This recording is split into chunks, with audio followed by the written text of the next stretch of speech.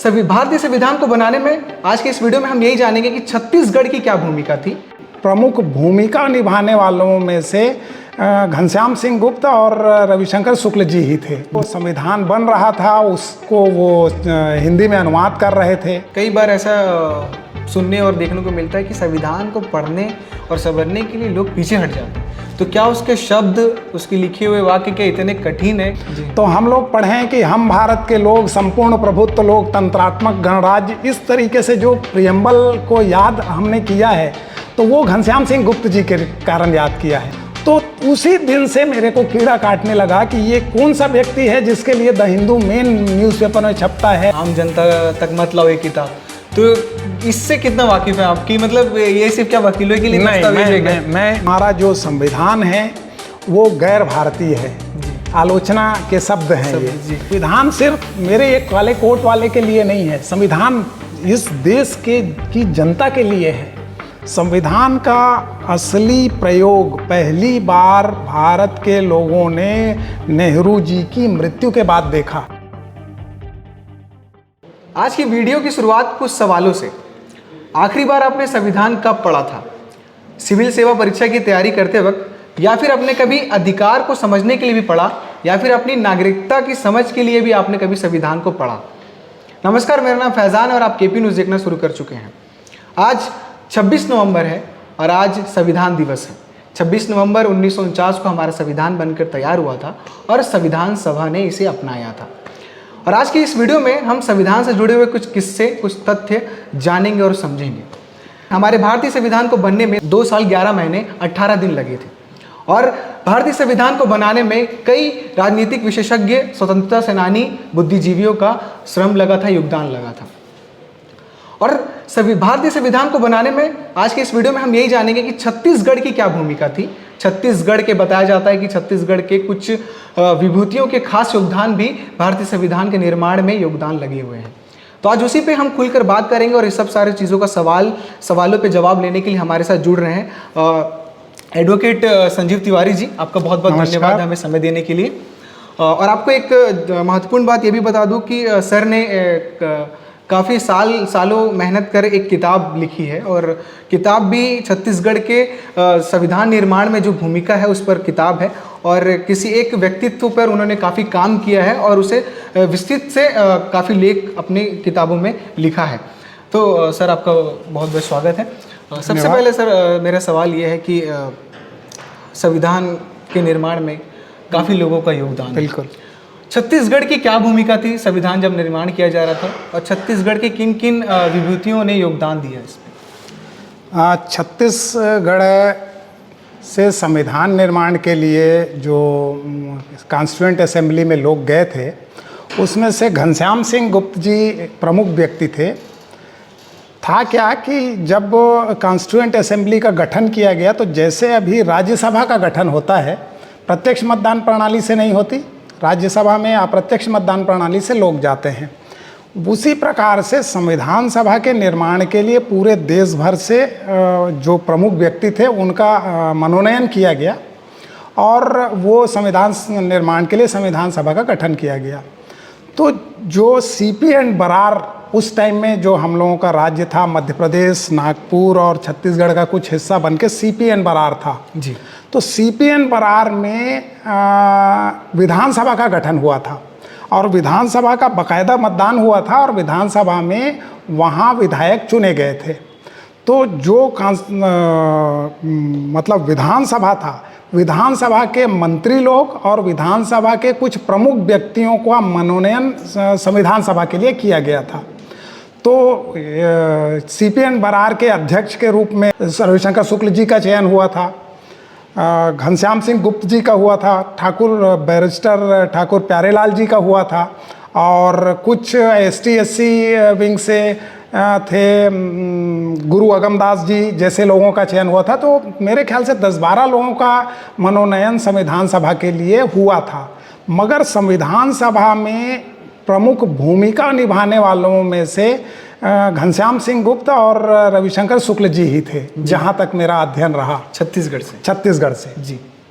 नाम तो बहुत हैं पर उनका मतलब संविधान सभा में डिबेट में लगातार भाग लेना और किसी विशेष मसले पे अपना अभिमत देने का काम इन दो लोगों ने किया है। बाकी लोगों ने वोटिंग के हिसाब से काम किया या थोड़ा बहुत काम किया, पर प्रमुख भूमिका इन्हीं दोनों का रहा, जिसमें से घनश्याम सिंह गुप्त जी की अहम भूमिका इसलिए रही क्योंकि वो हिंदी ड्राफ्ट कमेटी के अध्यक्ष थे और जो संविधान बन रहा था उसको वो हिंदी में अनुवाद कर रहे थे।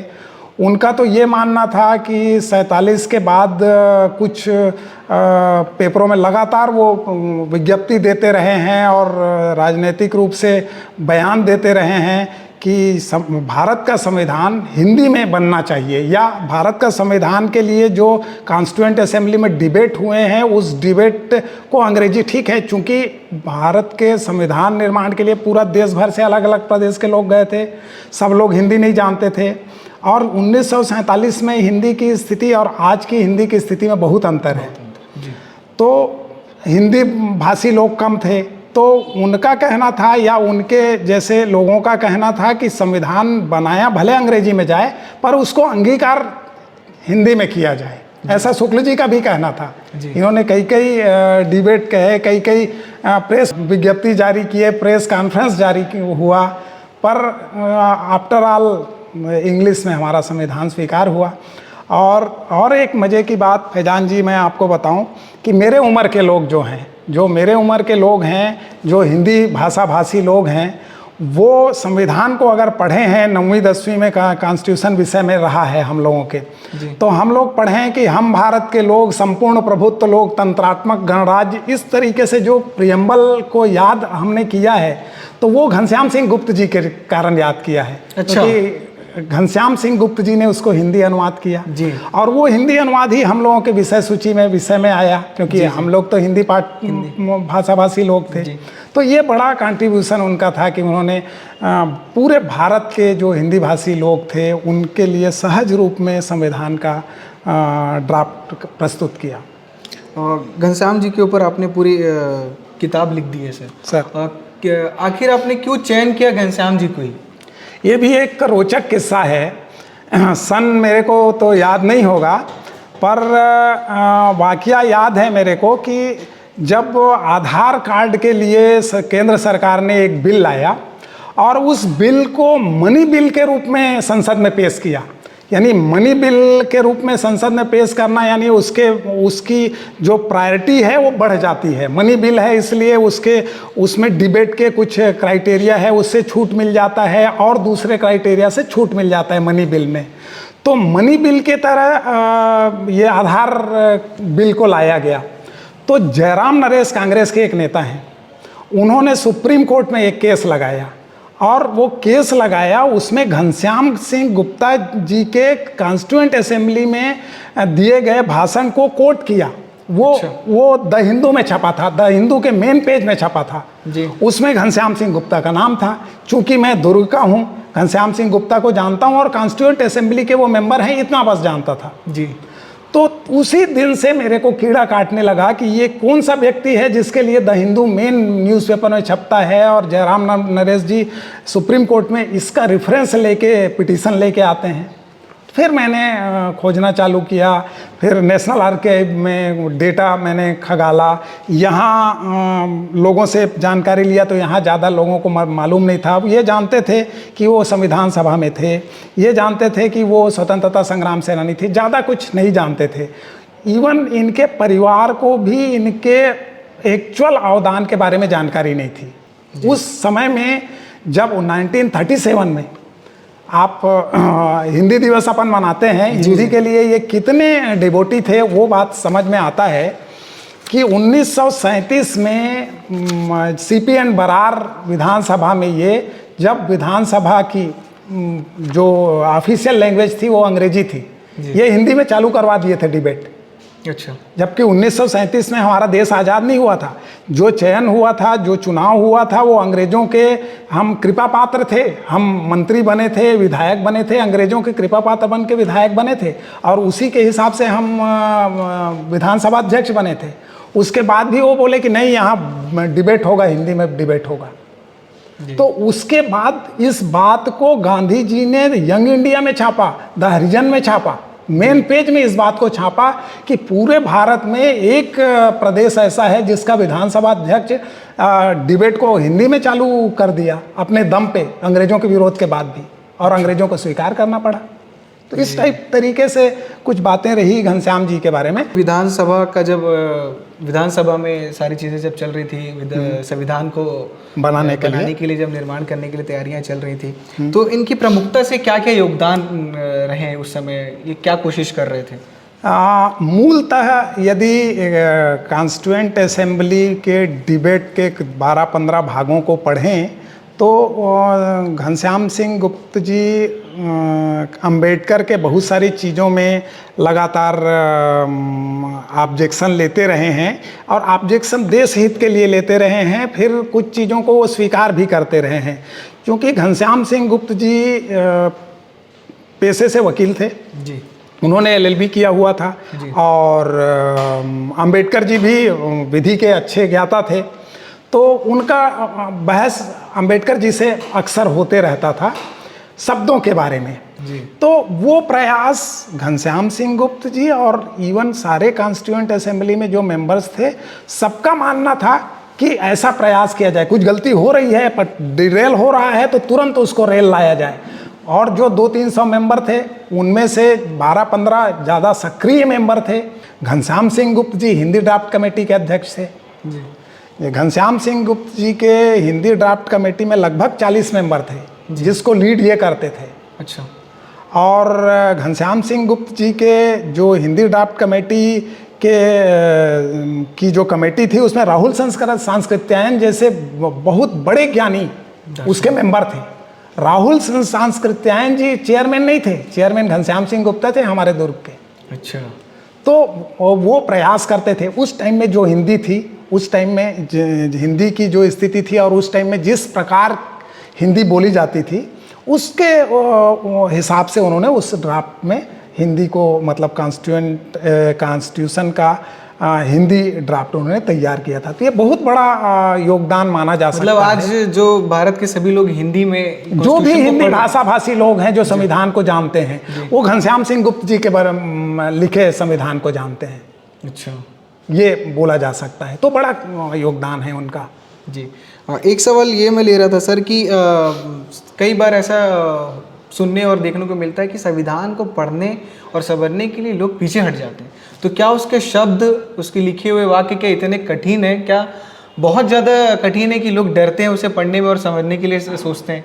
वो चीज़ पे थोड़ा सा क्या बात सही है। इस संबंध में देखिए, संविधान जब निर्माण हुआ, संविधान जब अंगीकार किया गया, उसके पहले जैसे आज की स्थिति में होती है, आज जब संसद में कोई विधेयक आने वाला रहता है तो वो मंत्रालय या सरकार लोगों से आह्वान करती है कि भाई ये विधेयक आने वाला है, आप लोगों का कोई सुझाव हो तो आप सुझाव प्रस्तुत करिए, क्योंकि आपसे चुने हुए लोग तो यहाँ डिबेट कर चुके हैं।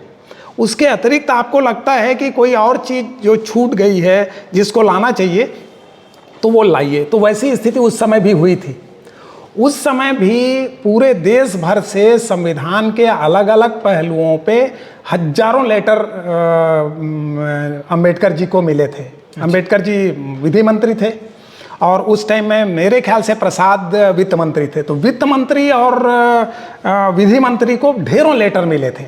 और एक अच्छा वाकया अभी के परिवेश में, कोई भगवान कल्कि ने भी उनको लेटर वहाँ पे अपने सुझाव दिए थे। उस टाइम में लोगों ने आलोचना भी किया था कि चूंकि हमारा जो संविधान है वो गैर भारतीय है जी। आलोचना के शब्द हैं ये कि जो संविधान है वो गैर भारतीय। हमने अलग अलग प्रदेशों, अलग अलग देशों से जो उसकी अच्छाई थी वो हमने अपने संविधान में लिया।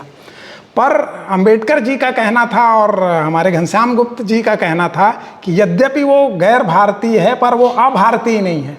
वो भारतीय परंपरा के अनुसार से, भारतीय गुण के हिसाब से हमने उसको अंगीकार किया हुआ है। संविधान का असली प्रयोग पहली बार भारत के लोगों ने नेहरू जी की मृत्यु के बाद देखा।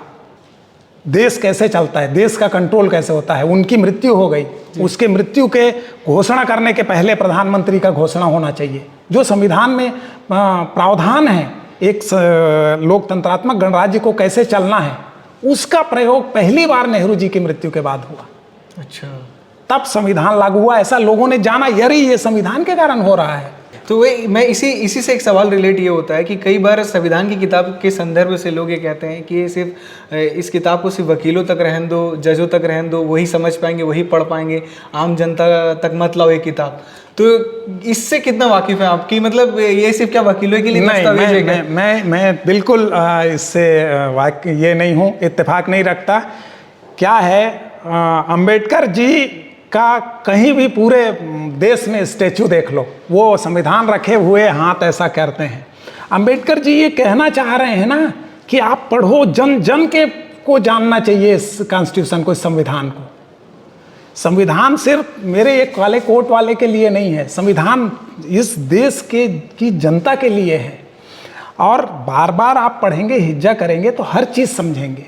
भारत की जनता का गीता, भारत की जनता का कुरान है। संविधान दिवस के ऊपर मैं आपसे ये कहना चाहूँगा कि क्या कोई आपका तो एक लंबा करियर रहा है इस एडवोकेट पेशे में, तो आपका क्या एक्सपीरियंस है और संविधान दिवस के मौके पर आप हमारे नागरिकों को क्या कहना चाहेंगे?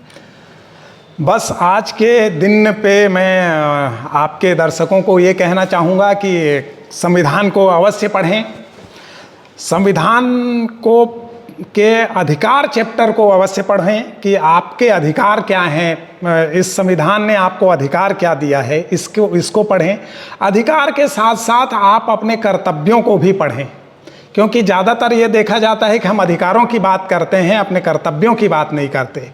तो अभी संविधान निर्माण के 75वें वर्ष में यह केंद्रीय सरकार ने कहा है कि आप अपने अधिकार के साथ साथ अपने कर्तव्यों को भी इस संविधान में पढ़ें और मनन करें। यही मेरा लोगों से, आपके दर्शकों से संदेश है। जी, बहुत बहुत शुक्रिया हमसे बातचीत करने के लिए और अपना कीमती वक्त देने के लिए। और बहुत से लोगों को ये जानकारी नहीं होगी कि संविधान निर्माण में हमारे छत्तीसगढ़ की क्या भूमिका है और कौन कौन से विभूतियों ने कितना संघर्ष किया है इन सब चीज़ों के लिए। और हमारी भी कोशिश यही थी कि संविधान दिवस पर कुछ ऐसी बात आपके सामने लाया जाए जो अब तक नहीं पहुंची होगी जानकारी, और जो भी हमने जानकारी आप तक लेकर आई है, अगर उस पर आपकी कोई टिप्पणी होगी या कोई सुझाव साझा करना होगा तो कमेंट बॉक्स पर ज़रूर बताइएगा। और सर ने जो जानकारी दी है अगर वो आपको पहले से पता थी या अभी पता चली है तो भी कमेंट बॉक्स में ज़रूर बताइएगा। और आप मेरे एक बात को ध्यान रखिएगा, मैंने शुरुआती अपने वीडियो पे कहा था कुछ सवालों का जवाब मैं कमेंट बॉक्स में ज़रूर चाहूँगा कि आपने आखिरी बार संविधान कब पढ़ा था। बाकी के अपडेट्स के लिए देखते रहिए केपी न्यूज़। मैं फैजान, शुक्रिया, धन्यवाद, नमस्कार।